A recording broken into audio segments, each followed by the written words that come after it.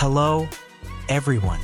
Have you ever stopped to think that sometimes what we consider a virtue can end up becoming our greatest trap? Well, in today's video, we're going to explore a topic that will surprise you. 5 ways kindness can ruin your life. The Stoic legacy. This topic is crucial because often we don't realize how excessive kindness can harm us. So, please leave that like to strengthen the content and follow every detail of the video. Exploring these 5 ways will help us better understand how we can balance our generosity with the necessary self-care. And remember, understanding these points is essential for cultivating a more balanced and authentic life. So, let's embark together on this journey of discovery and growth. Unrealistic expectations of others. Often, we are taught from an early age to be kind and helpful to each other. It's an admirable quality, no doubt. However, excessive kindness can, ironically, lead us to a place of unrealistic expectations. Yes, by being excessively kind, we inadvertently create expectations in the people around us. We expect them to respond to our generosity in the same way. It's as if we expect the world to repay us with the same currency of kindness that we offer. And when that doesn't happen, we become disappointed, even frustrated. But here's the big lesson. True kindness should not be tied to expectations of return. It should be a selfless gesture, a gift of oneself for the good of others, without expecting anything in return. When we realize that genuine kindness is not conditioned by reciprocity, we open the doors to extraordinary emotional freedom. There's no disappointment when we help someone without expecting anything in return, only joy for the act itself. Imagine this, being able to offer kindness without the weight of expectations, just allowing it to flow freely, like a serene river. It's a feeling of lightness, of inner peace, that can only be experienced when we release the burden of expectations. So, perhaps it's time to rethink our approach to kindness. Instead of expecting others to repay us in equal measure, we should focus on the intrinsic joy that comes from doing good. It's a paradigm shift, a transformation of our own expectations. It's no longer about receiving, but about giving, pure and simple. And when we adopt this mindset, we find that we are able to find joy and satisfaction even in the small acts of kindness we perform every day. Moreover, by releasing expectations regarding others, we also free ourselves from the burden of disappointment. We no longer feel disillusioned when people don't meet our expectations because we've learned to find joy in the essence of kindness itself, regardless of how it's received.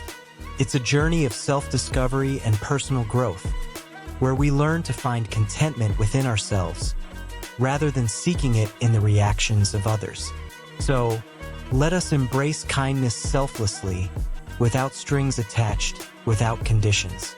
Let us learn to find joy in the act of giving, regardless of what we receive in return. And let us free ourselves from the expectations that bind us, allowing the true essence of kindness to shine in our lives, illuminating the world around us with its radiant light. Tendency to prioritize others at the expense of oneself.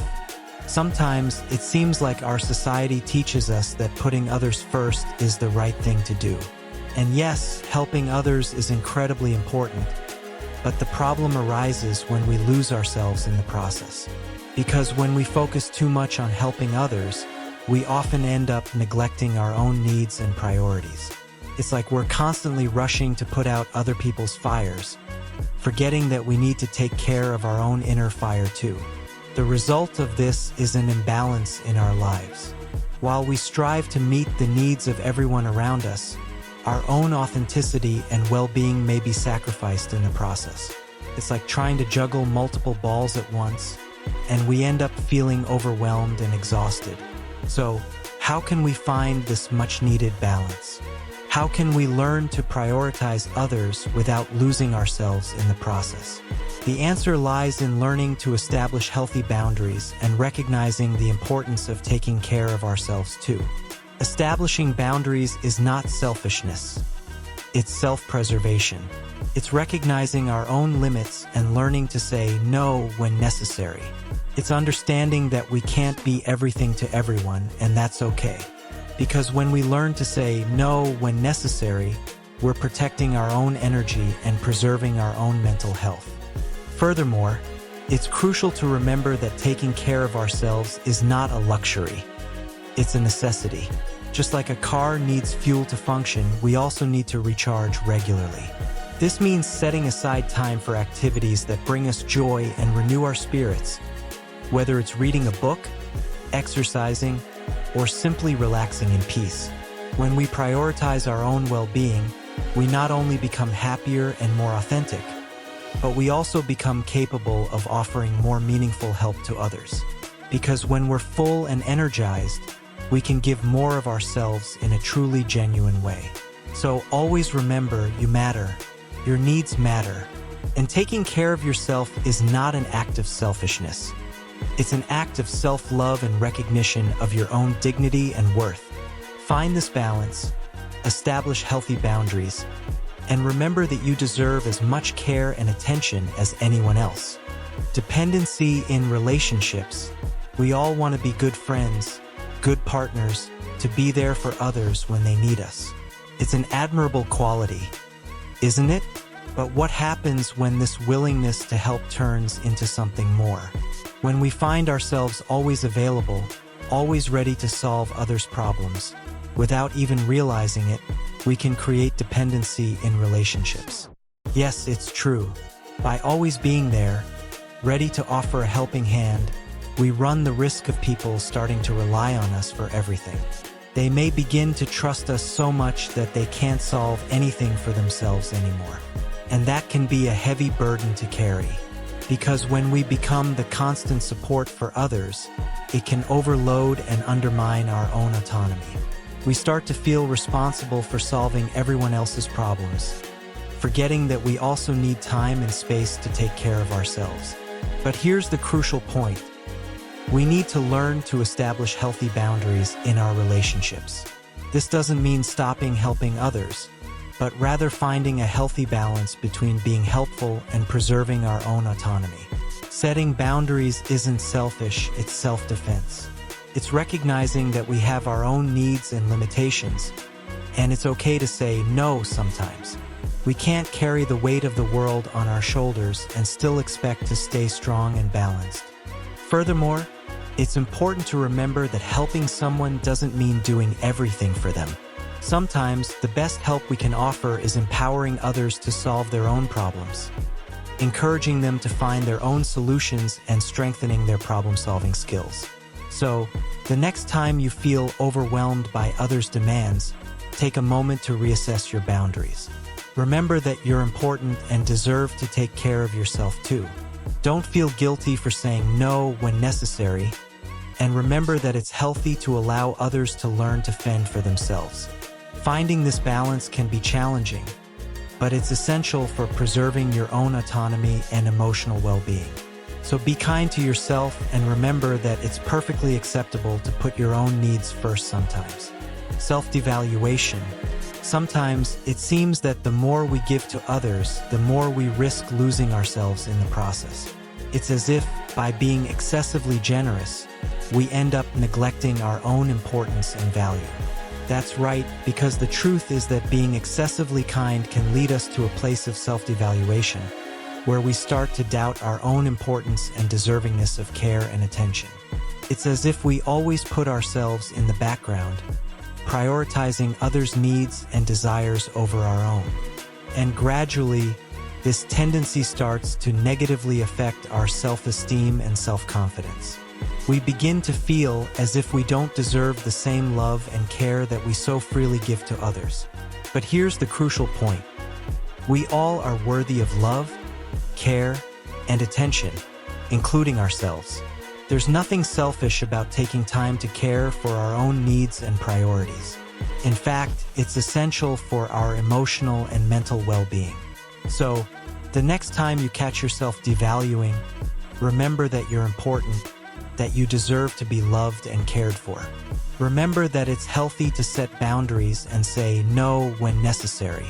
And remember that your self-esteem and self-confidence don't depend on what you do for others, but rather on how you value and treat yourself. You are unique and special, with your own gifts and talents to offer to the world. Don't let excessive generosity make you forget that. Find the balance between caring for others and caring for yourself. And always remember that you are worthy of all the love and happiness the world has to offer. Manipulation by others. We all want to believe the best in people around us, don't we? We want to think that the world is a place where kindness is reciprocated and where we can trust others. However, the sad reality is that it's not always the case. Sometimes, people can take advantage of our kindness and use it for their own selfish ends. It's as if our generosity is a kind of bait for manipulators, who see in us an opportunity to get what they want. And when we are constantly available to help, we become vulnerable to being used for others' selfish interests. This can be detrimental not only to our lives, but also to our relationships. The truth is that being used and manipulated is a draining and exhausting experience. We start to question our own motivations and doubt the genuineness of others. And this can undermine our trust and self-esteem, leaving us feeling like mere pawns in other people's games. But here's the crucial point. We don't have to allow others to manipulate us and use us for their own selfish ends. We can learn to establish healthy boundaries and say no when necessary.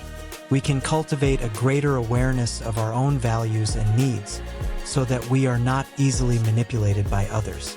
At the same time, we can also cultivate relationships based on mutual trust and respect.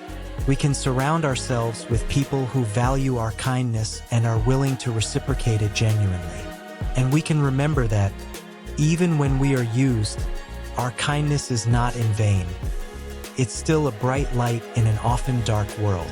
So, don't be discouraged if you feel like you're being manipulated by others. Remember that you have the power to set your own boundaries and choose the people you want to associate with.